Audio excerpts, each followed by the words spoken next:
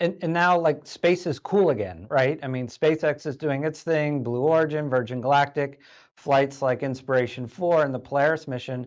And one of the things you're seeing now is all of this money, this investment money, pouring into the space sector, which was considered not that long ago a very risky sector. I wonder what you make of that and all these companies that are going public through SPACs and all these startups that are popping up. How many of those do you think are actually going to make it? And is there enough of a market to support all of this?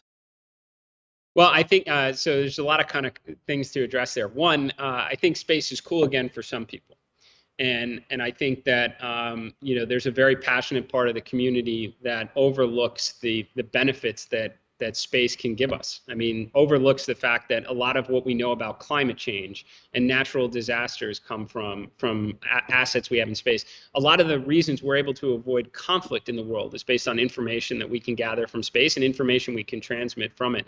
But despite all that, there's, I think, definitely a portion of the population that believes that we have to stop the world from burning today, and that any bit of time or energy or resources we spend in space comes at the consequence of rainforests being destroyed, or or other horrific circumstances that we have on our planet we have to address.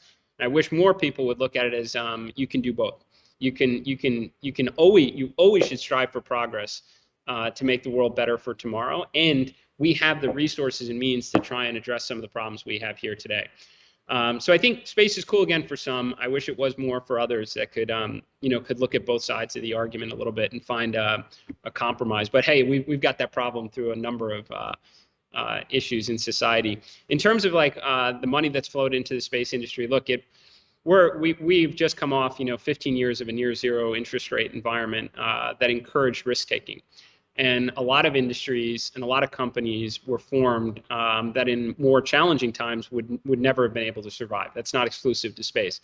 But for sure, the space industry received a lot of capital, and I definitely am concerned they won't continue to receive it. You have a lot of businesses that are trying to solve problems that other organizations can do at affordable rates, and they're losing a lot of money on the way. So that's not to say that the world will just be SpaceX. I don't think that's the case. I think there's a couple really good space companies that have been smart on their capital allocation. They bought other businesses. They've diversified revenue streams. They're more vertically integrated. I think they'll succeed.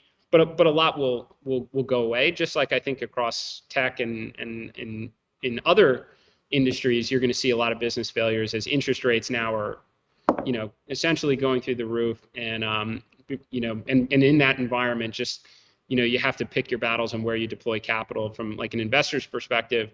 And the bar is very, very high right now. And I think a lot of the space industry won't be able to cut it.